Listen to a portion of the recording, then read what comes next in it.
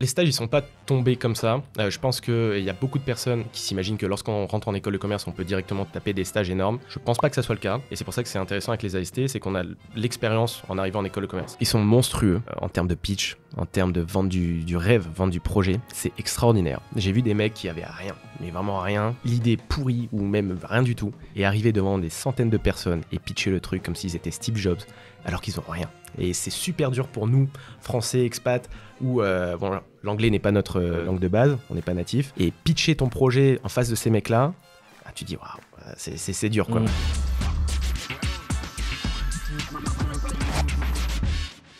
Bonjour à toutes et à tous, bienvenue pour ce nouvel épisode de Parole d'AST, le podcast qui donne la parole aux AST qui ont un parcours atypique ou un parcours d'excellence. C'est le cas de mon invité aujourd'hui, Alexis, que j'ai le plaisir de recevoir. Alexis, pour ceux qui nous suivent assidûment sur la chaîne, peut-être que vous l'avez déjà vu, puisque il se trouve que c'était le candidat qui était venu nous parler du programme de Schema. Ça remonte à il y a 2 ans peut-être, et qui était déjà en stage à cette époque chez Google, je crois. Et on avait vraiment flashé sur ton profil avec Arnaud, on s'était dit ok, on reste en contact parce que tu as un profil qui est sympa, tu vas faire des trucs cool. Et 2 ans après, en fait on est trop content de voir que c'est le cas, donc je suis ravi de te recevoir aujourd'hui, Alexis. Merci de me recevoir. Est-ce que tu peux te présenter en quelques mots aux personnes qui nous regardent? Oui, bien sûr. Donc moi c'est Alexis, j'ai 24 ans, je viens du nord de la France. J'ai fait Schema en école de commerce, je suis passé en AST en 2021 il me semble. J'ai un parcours, tu le disais, un peu atypique. J'étais pas du tout destiné à aller en école de commerce à la base. Je me suis réorienté pendant mes études, donc hyper intéressant. Et derrière, voilà, j'ai déroulé, je me suis orienté vers la tech. Et puis j'ai fini entrepreneur. Ouais, trop cool. Donc vers la tech, on va y revenir tout à l'heure. Tu as vraiment un profil qui s'est dessiné au fur et à mesure. Exactement. Je regardais en préparant l'interview ton LinkedIn. Bon, du coup, il y a du Google, du Samsung, il y a que des noms qui font vraiment rêver tous ceux qui vont nous regarder. Et au lieu de continuer, entre guillemets, tu as décidé de monter ta boîte. On va y revenir, on va reprendre tout ça de manière chronologique. Donc, t'as fait les AST. Exactement. Donc, tu peux nous parler très rapidement de ton parcours, entre guillemets, jusqu'au bac. Est-ce que tu étais un bon élève, un mauvais élève? C'était quoi ton profil? Carrément. Alors, moi, je suis fils de prof. Donc, forcément, je devais être un bon élève, on va dire, en tout cas jusqu'au lycée où, voilà, j'étais plutôt bon élève, on va dire. Maintenant, au lycée, il y a eu une petite baisse par rapport au collège, je dois être honnête, et ça m'a peut-être fermé des portes. J'ai pas pu aller en prépa, d'une part parce que je voulais pas, mais je pense que j'avais pas le niveau. Mais c'est pour ça que je me suis tourné vers les AST un petit peu plus tard. Mais ouais, plutôt bon élève jusqu'au bac, que j'ai décroché avec mention bien. Ouais. Ok, donc après le bac, c'est quoi les opportunités qui s'offrent à toi? T'as soit la fac, la prépa qui est un peu dans un coin de ta tête, mais que finalement tu ne choisis pas. C'est ça. Donc raconte-nous maintenant, après le bac, comment ça s'oriente. Alors moi, j'ai fait le choix de partir à l'époque, ma passion. Donc c'est soit je partais dans un truc un peu classique, déjà école de commerce ou même école d'ingé. J'avais passé quelques concours d'ailleurs pour des écoles d'ingé post-bac. Mais finalement, je suis parti dans le domaine de ma passion qui est l'audiovisuel. Donc j'ai fait 2 ans de sciences appliquées à l'audiovisuel, on va dire, où je me suis plus ou moins éclaté la première année jusqu'à la deuxième. Et ensuite, le Covid est arrivé et ça a tout remis en question. Et donc j'ai décidé, on va dire, de quitter ce monde-là, ma passion à l'origine, pour me réorienter du coup plus vers une école, on va dire, de management. Donc là, c'était Bac+2. Ensuite, Bac+3, du coup, tu as déjà commencé à te réorienter ou pas encore? Alors, Bac+2, donc je quitte j'étais à l'IAE de Valenciennes, pour préciser. J'étais à l'université Valenciennes. Je quitte l'université pour aller à l'IAE de Lille, donc en 3e année de licence. Donc je change complètement de licence sans perdre d'année. Et après, pendant cette année de licence, je découvre qu'on peut passer les concours AST pour aller en école de commerce. Et après cette 3e année de licence, j'intègre Schema. Donc tu as fait une réorientation un peu en 2 temps. C'est-à-dire, premier temps audiovisuel, Covid qui casse tout. Tu commences une petite réorientation via l'IAE, qui est déjà une petite quand même, un changement pas mal. Et là, au fil de l'eau, et je trouve ça grave cool que tu le mentionnes comme ça, parce que ça veut dire que c'était pas un projet qui était prévu et prémédité. On a de plus en plus maintenant de gens qui font des stratégies à 4 ans, à 5 ans. Toi, vraiment, c'est dans ton année de L3 que tu as vu que tu avais une potentialité pour bifurquer en école de co. Tout à fait. Et je vais même revenir un peu avant. Lorsque j'étais au lycée, je me rappelle encore, peut-être pas en terminale où c'était un peu plus clair, mais en première, j'allais sur les salons étudiants, j'allais voir tout et n'importe quoi. J'étais paumé. Et c'est au fur et à mesure, je me suis dit, ok, bon, qu'est-ce que je peux faire? J'ai procédé par élimination. Et c'est super important de faire ça. C'est où est-ce qu'on se projette le moins et pas aller pas faire de choix par défaut, parce que c'est la pire chose à faire pour moi. Et même lorsqu'on est en école, même lorsqu'on est en études supérieures, il y a des voies, il y a des choses qu'on nous dit pas, mais on peut bifurquer à n'importe quel moment. Et c'est ça qui est génial. Ouais. Et ensuite, même à l'intérieur de l'école de co, donc on continue d'un peu avancer dans ton Exactement. parcours pour vraiment se focus après sur le côté entrepreneuriat qui est ton point fort. Mais du coup, à l'intérieur même de l'école de co, tu as un éventail de possibilités. Ah oui. Ça veut dire que même quand tu as fait ce travail de réorientation, bah, c'est pas fini parce que tu peux aller de finance à entrepreneuriat en passant par marketing, compta, tout ça, quoi. Ouais. On dit souvent que le plus dur, c'est d'arriver en école de commerce. Pour moi, c'est pas le cas. Enfin, peut-être pour les prépas, c'est le cas, mais en tout cas, pour moi, c'était pas le cas parce que il y a énormément de possibilités lorsqu'on intègre une école. On nous met pas tout devant nous, c'est-à-dire qu'il faut aller chercher l'information, il faut aller, voilà, j'en parlerai dans un instant comment je me suis débrouillé pour avoir mes stages, etc. Mais on peut tout faire. Et aujourd'hui, une école de commerce, il y a un nombre incalculable de double, triple diplômes maintenant. En tout cas, je parle pour Schema, et on peut devenir, oui, absolument ce qu'on veut, quoi. C'est ça qui est génial. C'est aussi le but du podcast, c'est de donner envie aux étudiants qui nous regardent de se dire, bah, ok, est-ce que Google, c'est pas too much? Est-ce que mon rêve, il est réaliste, etc. Et en fait, bah, quand on veut, c'est sûr que c'est plus compliqué que d'autres choses, mais en tout cas, on peut. Donc là, est-ce que toi, tu sais, parce que tu as ta fibre, entre guillemets, école d'ingé, peut-être qui te trotte dans la tête, ta fibre un peu créative, etc. Est-ce que du coup, la tech, c'est un chemin naturel pour toi? Ou est-ce que au fur et à mesure, c'est un peu le hasard qui fait que? Alors, j'ai toujours été un fan, on va dire, de la technologie d'une manière générale. J'ai toujours aimé créer des choses, créer des projets, embarquer des gens avec moi. Donc, il y avait peut-être une fibre entrepreneuriale, technologique sans doute. Maintenant, la tech, c'est un domaine qui attire de plus en plus de personnes parce que c'est génial, parce que c'est ce qui nous fait aussi vivre et voilà, c'est l'évolution, hein. Donc peut-être voilà, j'étais peut-être influencé dans mon choix, mais ouais. Ok, alors raconte-nous du coup Schema. J'ai l'impression que tu as bien aimé l'école parce que tu étais devenu ambassadeur même de l'école. Tout à fait. Et c'est dans ce cadre-là que tu avais été contacté pour faire la vidéo de présentation avec nous. Mais du coup, est-ce que c'est une école dont tu dirais qu'elle t'a permis de t'ouvrir à plein de choses? Au contraire, est-ce qu'elle t'a permis vraiment de te spécialiser fort? Un peu des deux, associatif, international? Enfin, fais-nous un peu voyager au travers de ton parcours à Schema. Tout à fait. Alors, lorsque j'ai passé mes oraux à Schema, je me suis pointé avec un CV projectif, qui est l'une des épreuves de Schema. Et sur le CV, c'est littéralement ce que j'ai accompli en fait pendant mon parcours. Donc c'est très original. Alors, j'ai pas du tout pensé. Je poserai la question à tous les schémas qui viendront Bien parce sûr. que c'est une trop bonne question. Je suis l'un des rares cas à avoir fait ça parce que quand on arrive avec un CV projectif, c'est dur de se projeter dans une école. Mais je suis arrivé en disant moi je veux faire Berkeley parce que j'adore la tech et je veux monter ma boîte à un moment donné. Pas forcément pendant mes études, mais voilà, dans le cours de ma vie. Donc ouais, Schema m'a permis de me développer. J'ai beaucoup voyagé. C'est aussi pour ça que j'avais choisi Schema pour l'international. J'ai eu la chance d'aller au Brésil, d'aller du côté de la San Francisco pour ma dernière année d'études, dans la Silicon Valley, pour me spécialiser justement dans l'entrepreneuriat. Et au cours du parcours de Schema, on peut choisir énormément de choses. On peut, ce qu'ils appellent des tracks, donc prendre des cours en plus, tester, en fait, ça permet de tester lors de votre première année, voilà, prendre de la finance. Au début, je me posais même la question quand je suis rentré en école de commerce, bon, est-ce que je tenterai pas, voilà, vu qu'il y a une majorité des gens en école de commerce qui vont vers la finance ou le conseil, est-ce que je tenterai pas? 2-3 ans de M&A, comme on dit, ça peut former. C'est ça en fait. Moi, j'ai toujours la frustration quand je prépare des élèves parce qu'on voit des projets fous passer, comme si toi tu m'avais dit, voilà, je vais faire Berkeley, je vais faire de la tech et tout, et 3 ans après, bon après il n'y a pas de jugement de valeur et Bien tout, sûr. mais 3 ans après, c'est vrai que parfois l'école de commerce te formate un peu et tu te dis putain, tu voulais monter des restaurants, des machins et tout, et tu es en train de faire de la M&A, et après c'est un cercle où c'est un peu dur de sortir aussi parce que tu as des salaires, etc. Bien Donc sûr. c'est trop cool que tu te sois écouté et que t'aies pas un peu entre guillemets cédé à entre guillemets la facilité, quoi. Moi, je peux dire, j'ai jamais ressenti de pression à Schema. Donc, peu importe que ce soit les professeurs, le corps enseignant, même mes amis proches qui bossent aussi, qui ont des profils un peu plus carriéristes, j'ai jamais ressenti de pression et personne m'a forcé, on va dire, à choisir un domaine spécifique. C'est vraiment moi qui me suis fait petit à petit et qui voilà, exploré, découvert. Et c'est là où j'en suis. Alors raconte tes stages parce que t'as des stages de ouf. Du coup, raconte-nous un peu comment ça se dessine au fur et à mesure. Ouais. Alors les stages, ils sont pas tombés comme ça. Je pense qu'il y a beaucoup de personnes qui s'imaginent que lorsqu'on rentre en école de commerce, on peut directement taper des stages énormes. Je pense pas que ça soit le cas. Et c'est pour ça que c'est intéressant avec les AST, c'est qu'on a l'expérience en arrivant en école de commerce. C'est-à-dire qu'on n'a pas fait que pour comparer au prépa. Moi, j'avais pu déjà lancer une première entreprise. Enfin, j'étais freelance, quoi, auto-entrepreneur. J'ai vu même que tu avais fait un stage au RC-Lens. J'ai fait un stage au RC-Lens, qui est mon club de cœur d'ailleurs. Petit shout-out au RC-Lens. Tout à fait. Donc, j'avais quelques expériences. J'étais devenu professeur lorsque j'étais en IAE. Donc, je donnais des cours Pour la petite anecdote, donc j'ai monté mon auto-entreprise qui était spécialisée dans la production du visuel. Et ça m'a permis de décrocher un poste, on va dire, d'enseignant à l'IAE où j'enseignais les logiciels d'Adobe au master. Trop marrant. En communication. T'avais genre 21 ans, quoi. J'enseignais à des personnes qui avaient 3-4 ans de plus que moi. Ah, c'est trop marrant. Donc ça, c'était très cool.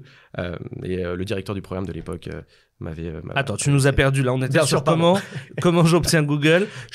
Non, mais blague à part, je suis étudiant en première année, enfin voilà, M1 de Schema. Tout le monde veut Google, enfin beaucoup de gens veulent Google. Comment tu fais de manière concrète ? De manière concrète, déjà, il faut un stage avant, parce que Google, si on n'a pas d'expérience, on peut pas. Donc moi, j'en parlerai dans un instant, mais j'ai eu un beau stage chez Decathlon, qui était un stage de fin d'études, mais que j'ai réussi à choper en L3. Ça m'a permis d'avoir un stage chez Samsung, et là, j'ai utilisé le réseau Alumni. Donc lorsque vous arrivez en école, vous avez accès à une plateforme Alumni. Et là, c'était même une offre qui était sur une plateforme partenaire de Schema. Donc, et un alumni de Schema proposait cette offre.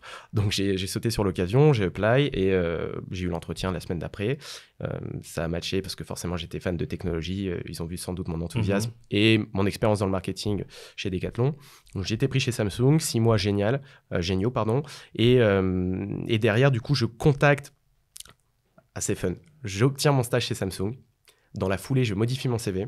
Je note, j'ai fait un stage chez Samsung et je l'envoie à tous les schémas qui sont chez Google. Donc, j'utilise le réseau Alumni en disant « Ouais, j'ai fait ça chez Samsung, je cherche un stage. » Et ça marche parce qu'il y a plusieurs d'entre eux, mais surtout l'une d'entre elles, qui est Déborah, qui m'a répondu en me disant « Super intéressant. » Déjà, elle était étonnée que j'ai réussi à scraper l'email. Donc ça, parce que c'était pas avec le schéma Alumni. Pour le coup, c'était l'email Google. Donc, elle a vu en toi le geek qu'elle recherchait, quoi. Mais on en reparlera, mais je pense que c'est ce mindset ou comment dire, c'est cette... Ouais, non mais ça je suis trop d'accord avec toi. C'est le côté où on a parfois tendance à se dire ok, il y a des forums carrière, Google va venir, Samsung va venir, j'aurai plus qu'à choisir. Bah toi au contraire, c'est cet état d'esprit vraiment d'aller avec les dents, machin, comment je peux avoir l'adresse, comment je peux trouver, est-ce que tu connais un tel, et parfois on a peur de solliciter.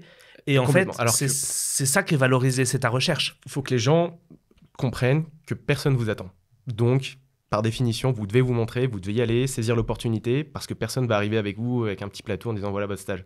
Donc, allez chercher l'information, contactez, vous allez vous reprendre des refus, vous allez prendre des vues ou même pas de réponse. C'est pas grave parce que avec, on va dire, la quantité, je parle bien sûr pour contacter des alumni, je parle pas faire du CV, ça va marcher. Et tout en restant courtois et correct, sûr, et une fois qu'on nous a dit non, il faut quand même une pointe de personnalisation, mais lorsqu'on parle, je suis alumni, j'aimerais te parler, pas directement aller dire je veux un stage, dire voilà, j'adore ton parcours, j'ai fait Schema comme toi, est-ce que tu aurais 15 minutes à m'accorder? Le mail, il est simple, rapide. Et ça, tu as eu des gens qui t'ont dit oui. Tout à fait. Et de ces deux-là, donc en discutant, j'ai rencontré plusieurs personnes qui travaillent chez Google, qui m'ont expliqué qu'il y avait un système, surtout dans la tech, ça se fait pas mal, un système de referral qui est grosso modo, il t'envoie un lien pour postuler.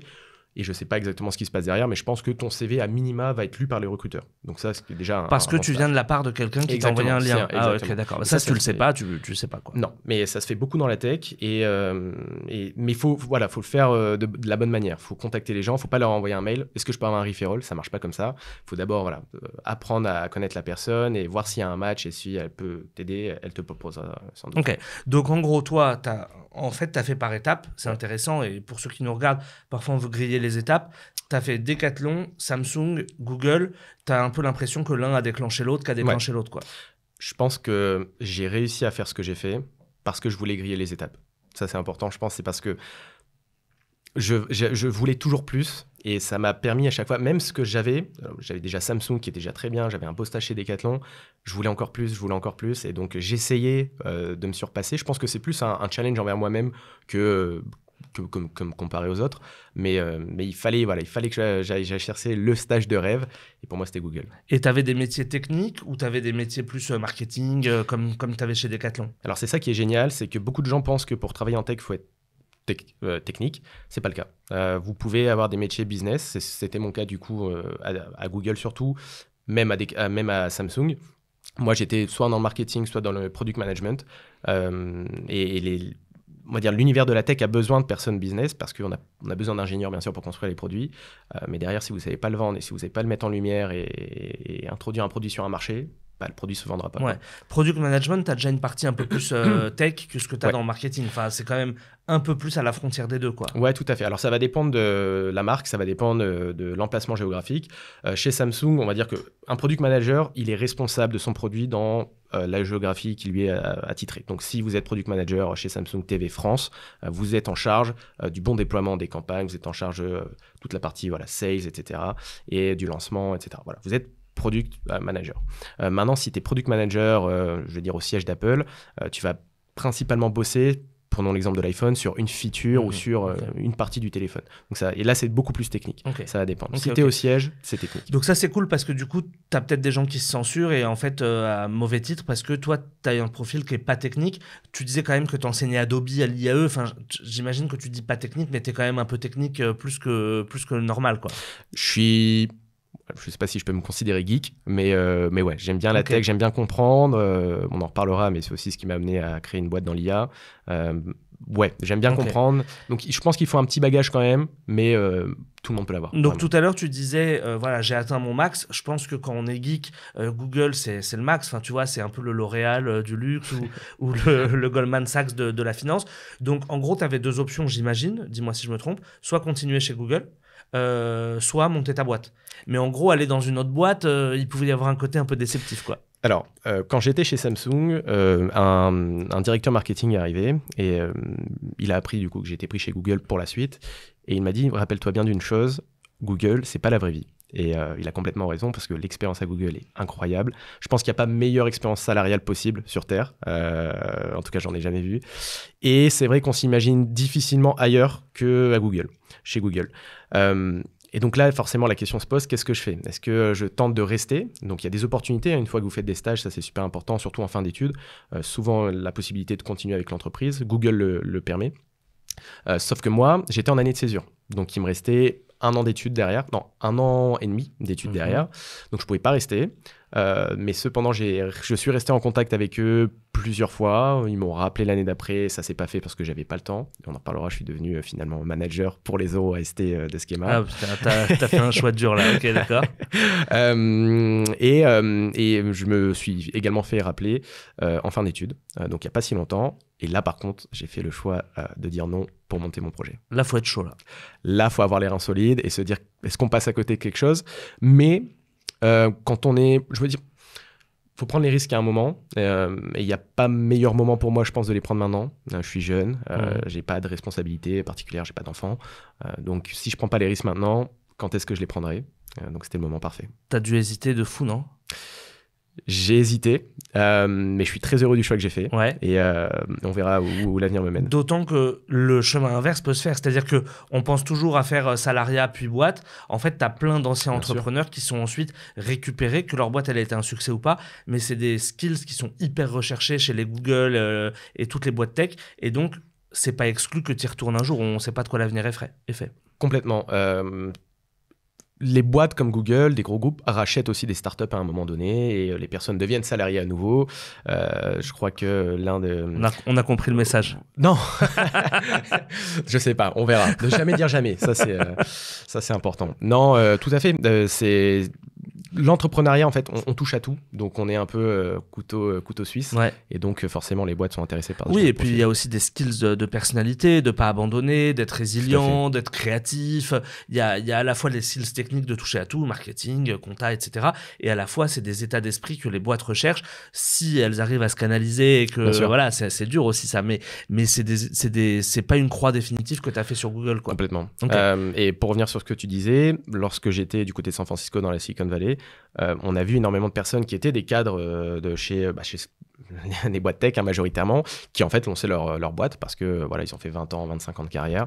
Maintenant, ils ont l'argent et le temps pour le faire. Ils se lancent et surtout que Google est connu parce que on sait qu'ils ont ces projets un peu intrapreneuriaux. Je sais pas si c'est un mythe ou pas que Gmail aurait été créé par un salarié sur son temps libre. Enfin bref, il y a plein de mythes qui circulent. Peut-être que tu as les infos. Je sais pas si je peux tout dire, mais sachez que lorsque vous êtes salarié chez Google et même interne, stagiaire, vous pouvez avoir 20% de votre temps pour faire ce que vous voulez. Donc ça peut être pour un projet perso ou même pour développer d'autres skills ou pour travailler avec une autre équipe de Google. Donc si vous êtes business, vous pouvez passer 20% de votre temps avec l'équipe tech et apprendre à coder. Donc voilà. Trop cool. Ça, c'est trop cool. Et raconte-nous juste en 2-3 mots, tu disais tout à l'heure l'expérience salariale elle est ouf, bon ça en fait partie, mais c'est quoi? C'est qu'en fait tu as plein de facilités, je sais pas moi, nourriture, sport, tout. Ils font tout pour te chouchouter en fait. Tout ce que vous pouvez imaginer, Okay. c'est assez exceptionnel. Tout est fait pour que vous soyez heureux au travail et que vous y restiez. Ça, c'est important. Du coup, on fait des grosses journées, mais on ne les voit pas passer. Ouais. Donc, les gens disent, mais est-ce qu'à un moment, vous travaillez? Oui, on travaille, je vous rassure. Mais l'expérience est telle que... Et puis surtout, je pense qu'ils font un travail énorme sur le recrutement. Et les gens avec qui vous travaillez sont un peu dans le même esprit, ils ont la même passion. Voilà. Donc, c'est vraiment comme... une grosse famille. Pour le coup, je pense qu'ils sont plus de 170 000 salariés. T'étais où, toi, géographiquement? Paris. Ok, Donc, Google Paris, rue de Londres, dans le 8e. Okay. Donc, concrètement, là, Google te recontacte. Ça veut dire que tu as dû faire un bon stage. Et toi, c'est pile le moment où tu es en train de monter ta boîte. Avec l'émergence de l'IA, c'était peut-être le bon moment pour le faire. Et donc, du coup, tu choisis de te lancer dans l'entrepreneuriat. Tout à fait. Avant ça, tu as un an à Berkeley. Bien sûr. Qui t'a chauffé à blanc sur il faut monter sa boîte, l'état d'esprit américain. Raconte-nous un peu, au-delà du fait que ça doit être trop cool d'être à Berkeley, d'être en Silicon Valley, raconte-nous ce que ça a révélé de toi ou changé de toi. C'est probablement l'expérience qui m'a le plus marqué jusqu'à maintenant, en tout cas sur mon parcours scolaire pour sûr.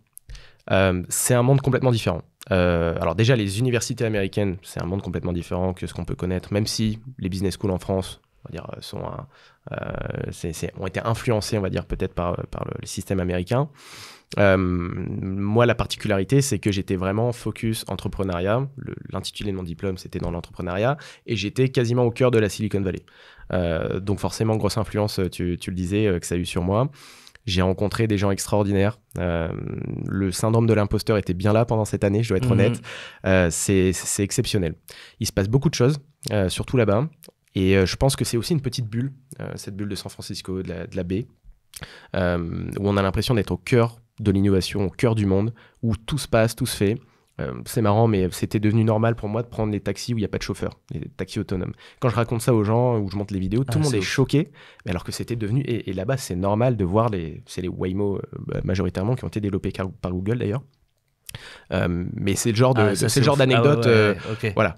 Et donc, complètement transformé. Il y a une espèce d'osmose, de mindset, d'atmosphère où tout le monde a envie de faire des choses extraordinaires. Et où tout est possible. L'américain de base, il est chaud en fait. Enfin, tu lui présentes un projet, il est chaud, c'est amazing, il a envie de te mettre en lien avec quelqu'un. Alors après, est-ce que ça suit derrière ? Tu nous le diras, mais je veux dire par là que t'as pas peur de proposer des idées, alors que peut-être en France on va te dire ouais mais non ça marchera pas parce qu'il y a ceci, il y a cela. J'ai l'impression de l'extérieur que l'état d'esprit américain c'est plutôt du et, c'est-à-dire en gros bah ouais carrément on peut ajouter ça. Peut-être l'état d'esprit français c'est un peu plus du mais, ça va être ouais mais non mais ça va pas marcher. Est-ce que t'as vu ça ou pas ? Ah mais complètement. Ils sont monstrueux. En termes de pitch, en termes de vente du rêve, vente du projet, c'est extraordinaire. J'ai vu des mecs qui avaient rien, mais vraiment rien, l'idée pourrie ou même rien du tout, et arriver devant des centaines de personnes et pitcher le truc comme s'ils étaient Steve Jobs, alors qu'ils n'ont rien. Et c'est super dur pour nous, Français, expats, où l'anglais n'est pas notre langue de base, on n'est pas natif, et pitcher ton projet en face de ces mecs-là, tu dis waouh, c'est dur quoi. Ils sont très forts, et il y a ce truc de give back. Ils sont vraiment, ils donnent, et ils attendent pas forcément quelque chose en retour. Mais maintenant, en fait, c'est une mentalité et qu'on n'a pas forcément en France, je dirais. Après, dans l'écosystème startup, je pense qu'on l'a, surtout à Paris ici. Mais le fait de donner sans rien attendre, ah oui, ça je l'ai vu. Okay. Et donc ça a influencé ton côté entrepreneur, mais est-ce que tu avais déjà monté ta boîte avant ? J'ai du mal à voir la temporalité de quand a commencé ta boîte en fait. Tout à fait. Alors, et nous dire ce que c'est aussi. Bien sûr. Donc pour la petite histoire, je vais au Brésil dans le cadre de mon parcours à Schema, donc semestre d'études d'échange au Brésil. Et là-bas, je me mets en coloc avec Dan, qui est devenu mon associé. On a la même passion, on veut tous les deux aller à Berkeley. Du coup, c'est marrant parce qu'on était un peu en concurrence pour accéder au diplôme de Berkeley. Parce qu'il n'y a pas des places illimitées, on imagine bien. Il n'y a pas de place illimitée, donc, forcément, il y a un quota. Par contre, voilà, il reste quand même 15 places jusqu'à 20 places, si vraiment 20 profils exceptionnels. Donc ça se fait. Faut juste avoir un projet cohérent et les minimums, les critères. Sans frais supplémentaires. Sans frais supplémentaires. Mais ça, c'est super important de le préciser parce que on n'a pas déboursé un seul euro pour payer notre éducation là-bas. C'est Schema qui prend en charge et ça, c'est exceptionnel. Ok, trop cool. Donc, tu rencontres Dan. Je rencontre Dan au Brésil. On est pris tous les deux à Berkeley, génial. On va là-bas et en fait, on se rend compte qu'il faut monter quelque chose. Il faut tenter, c'est l'effervescence de l'IA. On est dans des cours exceptionnels. Voilà. Donc, on commence à réfléchir aux problèmes, aux problématiques qu'on veut tacler et résoudre.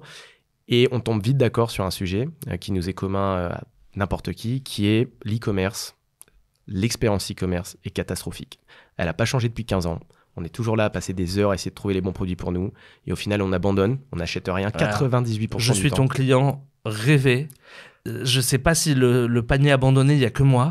Mais si tu sais combien de temps un onglet reste ouvert de moi, parce que je ne sais pas si c'est une phobie d'aller plus loin, je ne sais pas. Il y a tout. J'ai peur de la date de livraison. J'ai peur d'avoir mis la mauvaise adresse, de regretter, de je ne sais pas quoi. Et en fait, au final, l'achat, 4 semaines après, tu n'en as plus besoin parce que tu t'es démerdé autrement et tout. Il y a une thune folle. Amazon, bon, il manque pas de thunes, mais j'imagine qu'ils peuvent aller encore plus loin parce que des gens comme moi, s'il y en a beaucoup, ils en ont sous le pied, quoi. Il y en a 98% du temps, c'est ça. On n'achète pas le produit en ligne pour plein de raisons. Tu en as cité quelques-unes, le manque de confiance, etc. Alors que quand tu vas en magasin, c'est 40%, c'est jusqu'à 40% de conversion. C'est quasiment une personne sur deux qui rentre va acheter un produit dans le magasin. Et c'est ouf ce que tu dis parce qu'on pourrait croire que c'est l'inverse. Alors, à ma petite échelle, j'ai été en stage chez Darty, enfin vendeur chez Darty. J'avais pas mal l'impression que tu avais des gens qui venaient prendre de l'info pour ensuite aller la concrétiser sur Internet. Ça se fait aussi. Ça se fait. Tout à fait. Mais toi, tu dis que en fait, c'est pas tant que ça et c'est même un peu l'inverse, quoi. En fait, le problème qu'on résout, c'est exactement ça. C'est l'expérience en ligne. Il y a deux problèmes. Il y a le problème consommateur où toi, tu galères à trouver ton produit. Du coup, tu es obligé de te rendre en magasin, tu perds du temps, de l'argent pour final réacheter en ligne. Et ben, pourquoi pas amener cette expérience de magasin, mais en ligne, pour la première fois. Et donc, on est en train de créer, grâce à l'IA, des expériences de shopping personnalisées avec des shopping advisors, des conseillers de vente IA qui sont là pour discuter avec vous de vos problématiques. Mais on n'est pas sur du chatbot simpliste. Là, c'est la personne qui va exprimer ses problèmes. Je prends l'exemple des cosmétiques. J'ai la peau sèche, j'ai des dark spots, j'ai de l'acné, je suis sensible à cette fragrance. Qu'est-ce que tu peux me proposer ? Ça, c'est quelque chose qu'on ne peut pas faire aujourd'hui en ligne, mais que tu peux faire en magasin. Et ben, c'est ce qu'on est en train de développer en ligne. Ah ouais, c'est dingue. Et donc, du coup, qu'on comprenne bien, c'est du B2B en fait, que tu fais ton client. Pour faire simple, c'est L'Oréal par exemple. Ça peut être L'Oréal, tout à fait. Mais on s'étend à une large gamme, on va dire, de domaines. Les cosmétiques, c'est génial parce que c'est un domaine ultra saturé. Les gens ont besoin de conseils, ont besoin d'accompagnement. Mais on peut marcher aussi sur l'électronique, d'expérience à Samsung. Voilà. Bien sûr, non, mais c'est un exemple que je donnais. Mais c'est pour dire, ton client, là, tu te lances dans une boîte B2B, en fait. Exactement. La réussite de ta boîte, c'est si tu arrives à signer des gros noms qui te font confiance. Le client final comme moi n'est pas ton client. Et c'est là où il est, on va dire, la difficulté de faire un B2B SaaS où l'utilisateur final ne sont pas les marques, mais des consommateurs comme nous. C'est qu'on doit créer un produit qui répond aux besoins des deux. On a besoin d'un produit qui répond aux besoins des marques, mais au final, c'est les utilisateurs, c'est les shoppers en ligne qui vont l'utiliser. C'est ça. Donc, il faut que ça soit utile, mais que ça réponde à des c'est ça. Des obligations. Ok. Donc, du coup, comment tu fais pour prospecter ? Est-ce que tu vas dans ton réseau de Samsung, Google, toutes les boîtes que tu connais par ton réseau ? Est-ce que c'est via des pitchs ? Est-ce que tu es incubé ? Enfin, comment tu fais en ce moment-là ? Ouais. Alors, même avant ça, il y a quand même pas mal de mois avant. Ah ouais, vas-y, non, mais c'est trop intéressant. Donc, j'arrive à Berkeley pour reprendre la petite histoire avec Dan. On sait que c'est un problème majeur. Et là, il y a le gros du gros, avant de lancer une boîte, surtout, ne foncez pas tête baissée, ne construisez rien. Allez discuter, allez interviewer des gens, allez demander à vos potes, mais n'importe qui, des gens dans la rue, pour voir si le problème existe vraiment. Ça, c'est une première chose. Et ensuite, éventuellement, pitcher la solution. Mais si le problème, en fait, si vous commencez à construire quelque chose et que le besoin n'est pas là, le problème n'est pas là, vous avez construit pour rien. Et ça, c'est je sais pas, peut-être 90% des startups qui se foirent à cause de ça. Ou que le problème est là, mais que tu n'as pas la bonne solution. Aussi. Ou que le gars est chaud, mais n'est pas prêt à payer. C'est hyper intéressant d'aller discuter. quitte à avoir rien, quoi, ou même 3 slides, quoi. Ah, mais complètement. Et d'ailleurs, c'est assez drôle parce que donc, les cours commencent en septembre, août à Berkeley. On a un cours qui est extraordinaire, qui a changé notre vie. Mais toutes les personnes qui prennent ce cours avec quelqu'un qui s'appelle Naim Zafar, qui est à l'origine du Touch ID sur l'iPhone, qui a revendu sa boîte par derrière Apple, multi-entrepreneur exceptionnel. Et je me rappelle une anecdote exceptionnelle. On arrive dans la salle, c'est un énorme amphithéâtre rond. Du coup, on est, je sais pas, 100, 150 dans l'amphithéâtre. Et il commence à dire, bon, on perd pas de temps, qui est-ce qui veut pitcher son idée ici? Et Dan me regarde, il fait, vas-y, on y va. Donc moi, je me lève. Les Français, quoi. Ouais, les petits Frenchies qui s'imposent. Je commence à parler. Et 5 secondes après que je pitch, il m'a fait, c'est nul. Il me regarde, il fait, tais-toi, c'est nul, c'est pas comme ça qu'on fait. Et là, j'ai pris la claque de ma vie. Devant tout le monde. Devant tout le monde. Et là, j'ai compris où j'avais mis les pieds. Et il a complètement raison parce que ce que je faisais, c'était un peu la manière française ou comment on nous a intitulé. Mais il faut jamais commencer un pitch en parlant de ta solution. Il faut commencer par un storytelling, on va dire, avec le problème, quelque chose auquel tout le monde peut se référer. Et ensuite développer ta solution. Et ça, c'est une erreur qu'on fait énormément, nous, Français, quand on veut développer, et même quand on n'a pas d'expérience, quoi. Et donc, ce cours a changé notre vie. On a rencontré, il a amené des entrepreneurs de renom dans son cours qui nous ont aidés. Et au fil en aiguille, en fait, on en est arrivé à une potentielle solution qu'on n'a pas développée, parce qu'on a fait quand même plusieurs mois de market research, grosso modo.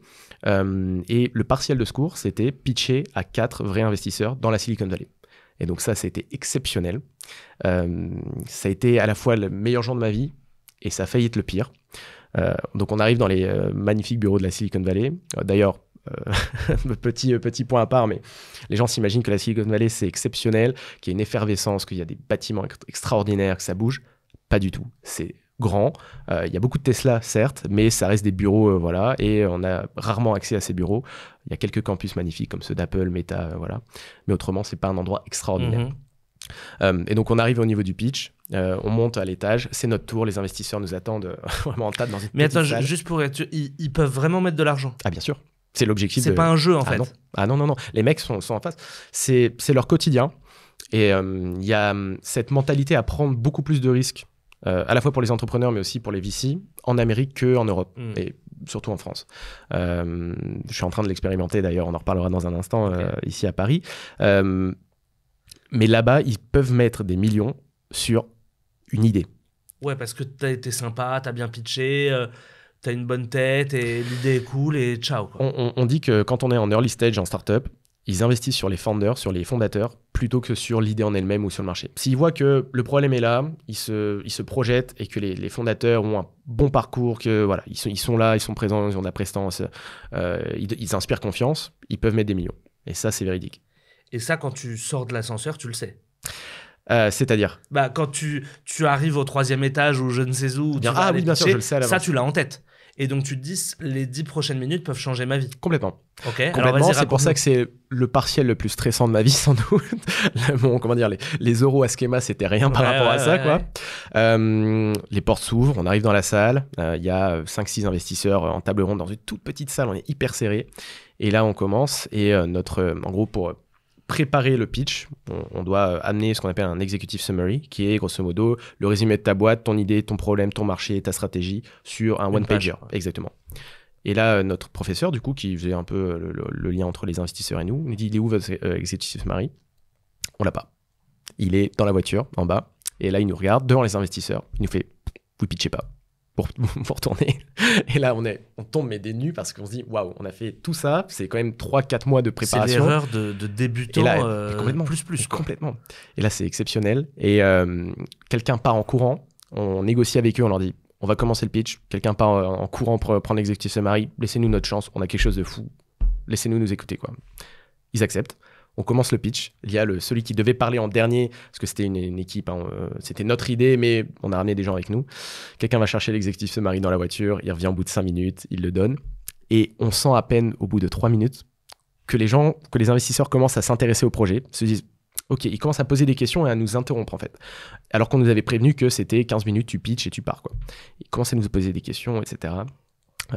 Ça se passe bien, ils sont intéressés. OK. Je connais pas la fin, je suis comme un ouf là. Attends, mais si. C'est vraiment comme dans les films. On sort de la salle, on est plutôt content, mais on s'est dit, waouh, on s'est tiré une balle dans le pied. Les quoi. losers qui ont oublié leur feuille. Enfin, je veux pas remuer le couteau. Non, mais là, même moi, là, ça me fait encore mal. Content, mais on se dit, waouh, peut-être que voilà, ça a pas pris à cause de cette histoire. On rentre dans la salle d'à côté. Le groupe d'après, parce que du coup, on était groupe d'élèves qui passaient au fur et à mesure, le groupe d'après commence à pitcher. Et l'un des investisseurs, au bout de 3 minutes de pitch, se lève, s'en va de la salle où ils étaient en train de pitcher. Donc nous, on voit ça, on est un peu... Voilà. Il rentre dans notre salle, mais vraiment comme des filles avec la main, il ouvre la porte, il fait « C'était pas mal, on va se reparler ». Il ferme la porte et il s'en va. Et là, là, on comprend pas ce qui se passe.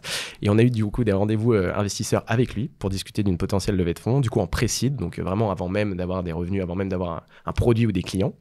Et on a eu des discussions et on a failli lever en pré-seed, mais pour plusieurs raisons, ça s'est pas fait. Mais cet investisseur, du coup, était prêt à lead. Il a ramené d'autres investisseurs dans la boucle. Incroyable. Et finalement, donc on a pitché comme ça, je pense à 20-25 investisseurs au total pendant notre temps là-bas dans la Silicon Valley. Mais finalement, on n'a pas levé. Et tu peux expliquer précis, en gros, ce que c'est en gros, t'as rien en fait. T'as une idée. Alors, tu peux avoir quelque chose, mais grosso modo, t'as pas de revenus. T'as pas forcément de clients non plus. Donc, ouais, tu peux pitcher avec 3 slides, ça se fait pas mal. Et comment, dans ce cas, parce que ce qui est important dans ces cas-là, c'est de déterminer une valeur, parce que le gars, on dit souvent, j'ai levé 10 millions. Mais ok, c'est cool. Mais combien de pourcentage de ta boîte t'as laissé? Et donc, pour ça, il faut trouver une valeur de boîte. Comment on détermine une valeur de boîte de, ok, le gars, il a l'air smart, il a identifié un bon problème qui est l'achat en ligne, mais d'un autre côté, t'as rien fait. Enfin, à ce moment-là, t'as interviewé des gens qui ont confirmé ton problème, t'as identifié le problème, mais il manque toute la partie exécution, quoi. Bien sûr. Alors, c'est pour ça qu'en pré-seed, c'est généralement le meilleur moment pour les investisseurs d'intégrer une boîte parce qu'ils vont ils vont prendre beaucoup de parts, beaucoup de pourcentage de la boîte, comparé à s'ils rejoignent en série. Donc, pour faire le petit topo, c'est pré-seed, seed, série A, série B, série C, série E, jusqu'à F, E. Et s'ils arrivent en pré-seed, généralement, ils prennent ça va dépendre bien sûr d'un tas de choses, mais 15-20% de la boîte, ce qui est quand même énorme, quoi. Mais voilà. Ouais. Et eux, leur mindset, pour être clair, c'est des gars, probablement comme ton prof, ils ont fait un très bel exit, ils ont beaucoup d'argent. En gros, ils mettent 20 tickets ou 50 tickets en espérant qu'il y ait le prochain Apple ou le prochain Aircall ou la prochaine licorne dedans, quoi. Alors, il y a les deux. Ceux à qui on a pitché, ce sont des VC, ce sont des boîtes. En fait, c'est demain, j'ai envie de créer un VC, donc je crée une structure et je vais voir plein d'investisseurs, des gens comme ça, par exemple, qui veulent mettre de l'argent. Je leur dis, voilà, je crée un fonds d'investissement, donnez-moi votre argent, je vais faire des placements pour vous. Donc, c'est des gens-là comme ça qu'on a rencontrés, donc qui bossent pour des VC, pour des boîtes qui investissent. Maintenant, il y a ce qu'on appelle aussi des business angels, qui sont des gens dont tu viens de mentionner, qui ont de l'argent, qui veulent placer des billes, des tickets de 20, 30, 50, parfois plus, dans une boîte. Donc, tu peux faire les deux. Ouais. Millions, tu parles en millions. Là. Non, pardon, je parle milliers. Les VC, en revanche, ça peut monter sur des millions. Okay. Donc, concrètement, ce gars, on va se reparler, le truc vraiment à l'américaine, quoi. Ouais, complètement. Enfin, c'est ouf. Ouais, bon, ok. Finalement, par l'intermédiaire de ton prof, j'imagine, il te recontacte, etc. Donc, t'as failli lever des fonds aux États-Unis. C'est un truc qui, enfin, si en entrant à Schema, on t'avait dit ça, t'aurais dit, mec, arrête de te foutre de ma gueule, quoi. Alors, c'est complètement faisable, c'est complètement possible, et on aurait pu lever après cet événement, mais on a décidé en fait, on était encore en études. Je te dis, on était en décembre, donc on est arrivé à Berkeley en août. En décembre, il se passe ça. Donc on se dit, ouais, carrément, vas-y, on va lever des fonds et tout. Et en fait, on se rend compte qu'à côté des études, c'est compliqué de lancer une boîte, une start-up et d'être à temps plein, mais t'as les cours à côté.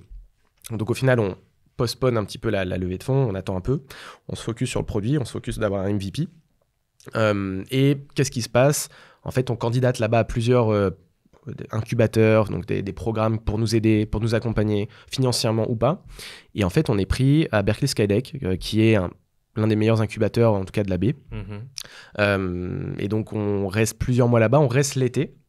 Et donc, on n'a même plus besoin d'argent. C'est-à-dire que là, il faut juste qu'on arrive à avoir des clients. Et pourquoi on n'a plus besoin d'argent, en tout cas à ce moment-là ? Parce qu'on se dit, OK, si on arrive à avoir un bon produit, qu'on arrive à avoir des clients, alors on ne lève plus en pré-seed, mais on peut lever en seed. Ouais, et ça a une grosse différence. Dans l'exact inverse de ce que tu disais tout à l'heure, au lieu de lâcher 20%, j'essaie de lâcher 10%.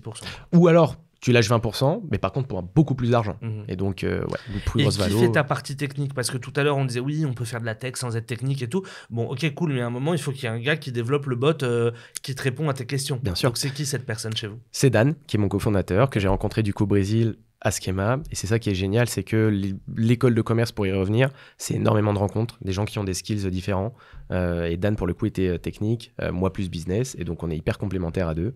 Et donc, c'est lui qui s'occupe de la partie. Et donc, c'est cool le côté de dire je lève des fonds parce qu'il y a un côté un peu prestigieux. Mais peut-être le conseil que tu donnes, c'est de ne pas lever des fonds si tu n'en as pas besoin. Enfin, il faut décaler le plus possible ta levée de fonds, quoi. Ah, mais complètement. Et parfois, c'est une erreur. Il ne faut pas croire que lever des fonds, c'est significatif de succès pour votre boîte. Absolument pas. Il y a un mythe comme quoi ta startup, si tu ne lèves pas, t'es mort. Pas du tout. J'aime bien souvent prendre l'exemple de Guillaume qui a créé Lemlist, qui en a fait du coup son storytelling en disant il a refusé plusieurs millions et une valo à 30 pour Bootstrap, donc continuer sans lever d'argent. Et au final, Lemlist, c'est une super success story à la française. Donc non, absolument pas, vous n'êtes pas obligé. Maintenant, c'est vrai que quand on s'est retrouvé face à des investisseurs comme ça, on a été happé par le jeu, j'allais dire, et c'est exceptionnel, hein. C'est stimulant, on a envie de se surpasser, on a envie de vendre. Et est-ce que ces gars, quand ils t'apportent de l'argent, ils t'apportent aussi du réseau? C'est-à-dire, est-ce que entre guillemets, eux-mêmes, ils se pitchent un peu en mode, viens avec moi, un peu comme dans Qui veut être mon associé sur M6, mais viens avec moi, non seulement, ok, je vais te donner de l'argent, mais moi, j'ai des bonnes entrées dans telle boîte, on va pouvoir pitcher ton projet, on va pouvoir, t'auras ton premier gros client. Ça peut être intéressant aussi pour l'entrepreneur, au-delà de l'aspect finance, pour le côté, ça va donner un coup d'accélérateur à ma boîte que peut-être je peux pas m'offrir tout seul. Tout à fait. Et pour te répondre, il y a les deux. Il y a des boîtes, des VC qui sont là juste pour l'argent, donc juste, ils sont là, ils envoient en quantité, ils t'apportent pas forcément beaucoup d'expertise derrière. Et t'en as qui jouent sur ça pour potentiellement prendre plus de parts en disant oui, mais on a des mentors, on a ci, on a ça, on a des partenaires, tu vas pouvoir implémenter, trouver des clients. Donc ouais, il y a les deux, ça se fait. Donc ça fait réfléchir aussi. Bien donc sûr. Là, tu as le gars qui te propose, toi tu es à Berkeley, finalement tu intègres l'incubateur, tu arrives à une étape où tu te dis bon, j'ai plus besoin d'argent, et arrive la fin de Berkeley. Arrive la fin de Berkeley. On est du coup toujours dans ce programme qui dure quelques mois. Donc on est diplômé de Berkeley, on reste sur place pour profiter de l'écosystème, etc. Sauf qu'il y a quelque chose dont on parle très peu, c'est que la Silicon Valley et même la baie, c'est pas le paradis sur Terre. Et il y a beaucoup de choses qui te ramènent à la réalité, notamment le cash. Donc ça contredit un peu le fait quand je disais on a besoin d'argent, etc. Mais en fait, le meilleur moyen, le meilleur moment, j'allais dire, pour lever de l'argent, c'est quand on n'a pas besoin. Et dès lors que tu as besoin d'argent, si tu vas voir les VC, ils vont sortir que tu es sur tension, ils vont jouer là-dessus et te prendre beaucoup plus. Voilà. Et là, on a été confronté à la réalité des choses, c'est-à-dire quand tu es expat là-bas, donc ton visa est aussi temporaire, hein, donc on n'avait même plus le droit à un certain moment de rester là-bas. Maintenant, on a obtenu le visa, donc on peut y retourner. Mais on arrivait à un moment où on n'avait plus le visa, on n'avait plus d'argent pour vivre. C'est même pas là, on parlait pas de start-up, c'est à la fin du mois. Vivre là-bas, c'est quand même pour la survie, c'est 2000 balles par mois, quoi. Pour avoir ta petite chambre et ta bouffe, grosso modo. C'est extrêmement cher. Et là, il y a une nouvelle extraordinaire, une opportunité qui s'offre à nous. On reçoit un mail, on a été pris cette fois-ci de l'autre côté du globe, en France, à Station F. Et moi, c'est quelque chose qui me trottait dans la tête, de ne pas profiter, de ne pas contribuer à l'écosystème entrepreneurial français. Et en fait, c'était le moment parfait. C'est assez arrivé comme ça. Ouf, là. C'est pas mal. Ouais, il y a un enchaînement. Peut-être qu'on va chercher. Ouais, sûrement que tu le provoques. Mais c'est dingue. Enfin, Station F, t'as écrit de manière spontanée.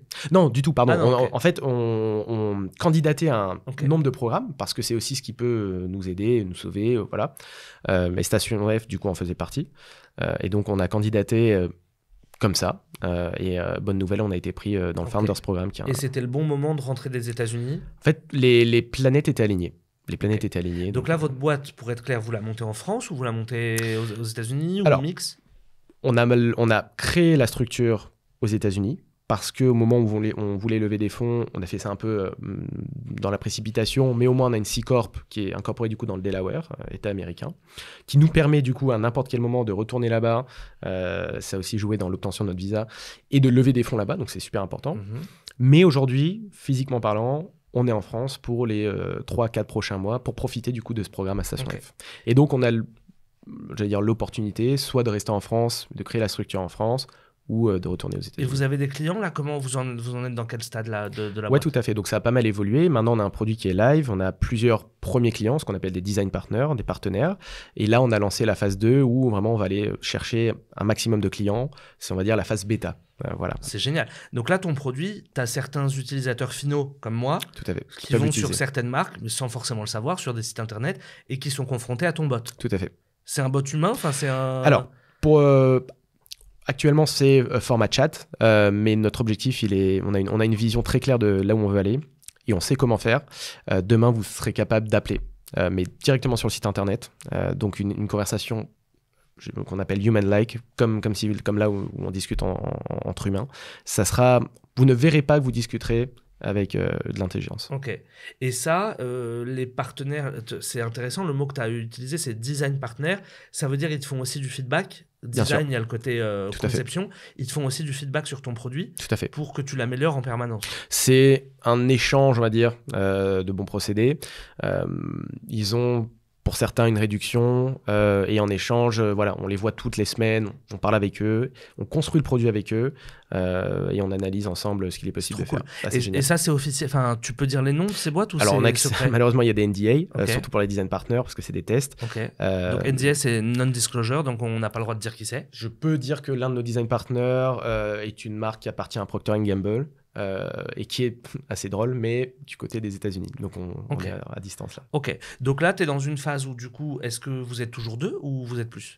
Alors, l'équipe s'est agrandie très récemment. On a eu l'occasion, via Skydeck et via le réseau, on va dire, universitaire de UC Berkeley, de recruter 6 stagiaires. Donc aujourd'hui, on est 8 dans la boîte.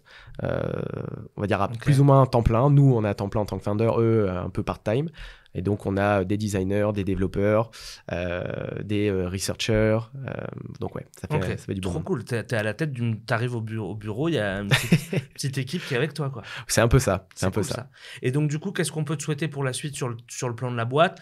C'est d'aller signer un gros client ou plusieurs petits? C'est quoi ton ambition, là? Alors, nous, ce qu'on veut, c'est amener de la personnalisation, ce qu'on appelle at scale, donc vraiment pour tous. Et aujourd'hui, il y a beaucoup de marques, des small medium business qui galèrent à implémenter l'IA, qui ne sont pas tech, qui n'ont pas d'équipe tech, qui n'ont pas les moyens. L'objectif, c'est de répondre à cette demande, d'implémenter.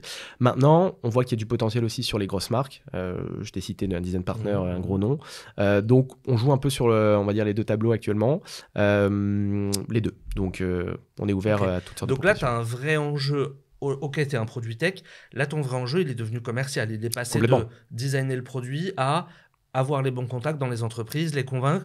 Et tu parlais tout à l'heure, toi, tu es en train un peu de créer un usage. Donc oui, on a l'habitude de chatter, mais l'expérience, elle n'est jamais bonne. Tout à fait. Je n'ai pas compris votre question, machin. Êtes-vous satisfait? C'est pas du tout personnalisé. Donc, tu dois vraiment créer un usage nouveau. Et ce qui est dur, c'est que tu ne parles pas à l'utilisateur final. Tu parles à la personne qui va être en face de l'utilisateur final. Donc, t'es devenu... Enfin, maintenant, ton job à plein temps, c'est commercial, quoi, quasiment. Avec YouMind, on réimagine complètement l'expérience utilisateur en ligne. Et oui, pour te répondre, mon taf aujourd'hui, en tant que CEO dirigeant, voilà, c'est concrètement d'aller chercher les clients. Dan, lui, s'occupe de la partie tech. Moi, c'est vraiment... je l'aide sur la vision, bien sûr, du produit, où est-ce qu'on veut aller. Mais moi, concrètement, aujourd'hui, c'est trouver les clients, faire la stratégie, communication, marketing, la levée de fonds, qui est aussi un sujet qui reviendra sans doute assez rapidement. Ça revient sur le Ça va revenir, bien sûr. Voilà. Ok. Et cette levée de fonds, est-ce que quand tu vas voir pour une levée de fonds, tu te dilues forcément? Donc le moins possible, on a vu tout à l'heure, puisque tu es beaucoup plus avancé que si tu avais signé avec l'américain. Mais du coup, ça doit être en phase de projet.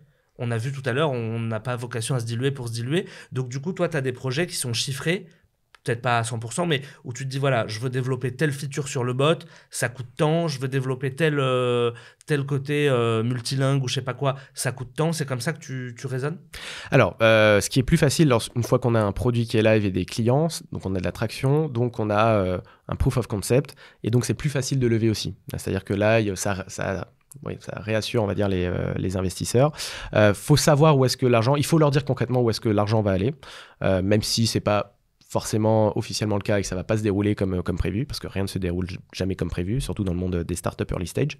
Mais oui, concrètement, il faut savoir où est-ce que vous allez mettre l'argent, quoi. Ouais. Ok. Et là, tu passes comment? Enfin, est-ce que Station F te met en relation avec des pools d'investisseurs? Est-ce que c'est toi qui te débrouilles un peu comme tu avais fait avant? Est-ce que qui veut être mon associé sur M6? T'es comment là? Je pourrais candidater à ça. Non, Station F, c'est génial. Maintenant, ils vont pas amener forcément sur un plateau les investisseurs. C'est aussi à nous, au final, c'est à nous de pitcher. Mais les meilleurs, oui, auront accès forcément à une panoplie. Et rappeler le gars des US, là, tu penses qu'il serait toujours chaud ou Je pas? pense que, alors, c'est ça qui est génial aussi avec le monde de VC, c'est qu'ils aiment bien savoir comment tu as évolué au fil des mois. Nous, on est en train de préparer une petite newsletter aussi pour les VC, pour leur dire voilà ce qui a été fait récemment dans notre boîte, voilà l'évolution qui a rejoint la team, la feature qu'on a lancée. Donc ouais, tout à fait. Ça reste un petit monde, hein. Tout le monde se connaît. Ouais, et toi, tu es en plein, en fait, tu as aussi une vague intelligence artificielle, tu as la vague SaaS qu'adorent les investisseurs. En gros, plus tu as de clients, enfin, chaque nouveau client te coûte 0 quasiment. En gros, c'est ça le SaaS. Tu peux nous expliquer un peu? Alors oui et non, parce que ça dépend de ta stratégie d'acquisition. Soit tu vas chercher les clients à la mano, grosso modo, ou même tu payes des outils, j'en parlais un instant, mais Lemlist pour faire des campagnes emailing, LinkedIn, etc. Soit ils viennent à toi, c'est beaucoup plus rare. Généralement, c'est quand tu es gros, un beau nom, ils viennent sur ton site et ils réservent une démo, quoi. Mais aujourd'hui, le coût d'acquisition d'un client, c'est ça. C'est les outils que tu vas utiliser pour y aller. Et j'allais dire, si tu payes des mecs qui font le travail pour toi, sales. Mais la beauté du SaaS, c'est que implémenter, si un jour, t'es à Station F, imaginons que Xavier Niel se dise, bon, il y a qui dans les startups là? Il regarde, il dit, oh putain, c'est ouf ce truc. Bon, il t'appelle, il te dit, ok, je veux Free, enfin, je veux que tu me fasses sur le site de Free. Ça, le nombre de users n'augmente pas tes coûts, en fait. C'est ça la beauté du SaaS. Oui, exactement. Parce que, justement, dans le prix, comment dire, le nombre d'utilisations est compris dans le prix. Ouais, c'est ça. Mais du coup, tu as un potentiel de croissance qui est énorme parce que c'est international. Tout à fait. J'imagine, bon, le bot, c'est facile de le faire parler dans toutes les langues. Enfin, ça, c'est pas un problème. C'est l'une des value propositions, c'est effectivement. Donc, c'est international. Tout le monde fait du e-commerce. Amazon s'est jamais aussi bien porté, etc. Tu es vraiment sur une vague où, en tant qu'investisseur, j'imagine que tu as des KPI assez flatteurs que tu peux leur montrer dans les 5-10 prochaines années, quoi. Tout à fait. Et même l'implémentation de l'IA dans le e-commerce va exploser ces prochaines années. Donc, on est au parfait moment, parfait timing. Maintenant, il n'y a plus qu'à. Ok. Alors, prenons du recul. Tu étais un petit étudiant. Tout à l'heure, tu nous disais, je veux faire de la production audiovisuelle. Tu es allé monter ta boîte aux États-Unis. Tu es revenu à Station F, etc. C'est quoi les prochaines grosses étapes pour toi? Levée de fonds, recrutement? Tu vas bientôt quitter l'incubateur, j'imagine? C'est une durée déterminée? C'est une durée déterminée. On peut rester plus longtemps si on le souhaite. Qu'est-ce qu'on peut te souhaiter, en fait? Qu'est-ce qu'on peut me souhaiter? On peut me souhaiter... bien sûr, de réussir avec la boîte, de grossir un maximum. Et puis, ouais, continuer à explorer, ne pas tomber dans le piège de me renfermer sur moi-même et ne plus explorer. Ça, c'est le conseil que je donnerais à tout le monde, c'est aller explorer, aller parler, aller découvrir. Il y a des choses formidables à parcourir au travers du monde. Et ouais, je pense que c'est déjà pas mal. Et donc, j'imagine trop content de ta réorientation, d'avoir fait une école de co, en particulier Schema, parce que sans ce voyage à Berkeley, ou même, si on va plus loin, sans le campus de Belo Horizonte, peut-être que tu rencontres pas d'Anne et en fait, tout ça n'existe pas. Complètement. C'est dingue. C'est ça qui est magnifique. Dans les voyages, dans les rencontres, en fait, c'est ce qui va... Les rencontres vont façonner un peu votre vie. Après, ça dépend forcément de quelle carrière vous choisissez, etc. Mais je trouve ça magnifique de voir qu'une rencontre, une décision peut changer le cours de votre vie. Et c'est ce qui s'est passé avec moi. Toi, en refusant Google, par exemple. Par exemple. Et c'est ouf. C'est ouf de se dire un jour je vais refuser Google et en fait finalement 2 ans après je serai content, c'est dingue. Et du coup si certains qui nous regardent veulent t'aider, soit ont des boîtes, du e-commerce, du business, etc.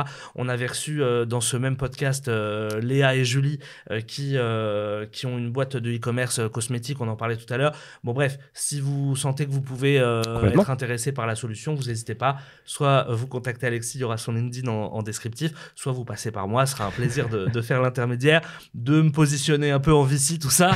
Mais du coup, franchement, c'est trop cool. J'adore voir ce genre d'histoire parce qu'on reçoit beaucoup d'entrepreneurs dans ce podcast. Il n'y a pas que les entrepreneurs qui ont des parcours de ouf, mais là, en l'occurrence, franchement, ça valait le coup de mettre un coup de projecteur, quoi. Complètement. Et je pense qu'il est important pour les personnes qui nous regardent, les étudiants qui peut-être sont un peu paumés, ou qui ont peur de rêver, posez-vous la question, pourquoi pas moi? Parce que moi, je peux le dire, mais voilà, ma mère, elle est professeure des écoles, mon père, il est technicien. Ils n'avaient pas un réseau exceptionnel. On n'était pas, voilà, j'étais absolument pas destiné à faire une école de commerce privée même, une école privée, et à créer une boîte. Et au final, c'est ce qui s'est passé. Parce que j'ai osé rêver, j'étais pas prédestiné à avoir des énormes stages chez Google, Samsung. Je suis pas un divin, je suis pas quelqu'un d'extraordinairement intelligent, mais juste j'ai osé. Et donc, mon seul conseil, ça serait oser. Trop cool. J'aimerais bien qu'on termine sur ça parce que franchement, c'est un beau message. Je te remercie beaucoup de t'être rendu disponible. Je te remercie d'avoir vraiment partagé sans filtre toute ton histoire qui est une histoire de ouf. Et si ça continue, et je sais que ça va être le cas, on se refera un point dans 2-3 ans, voir où t'en es. Peut-être t'auras fait une exit, peut-être t'auras recruté, peut-être t'auras acheté. Et ça m'intéresse vraiment de suivre ce que ça va donner. J'espère en tout cas que ça vous a intéressé autant que ça m'a intéressé. Moi, j'étais vraiment comme un ouf là. Qu'est-ce qu'il va dire l'investisseur et tout. Donc, j'espère que vous aviez ressenti la même chose. Il me reste plus qu'à vous dire à bientôt pour de nouveaux épisodes. Salut à tous. Au revoir.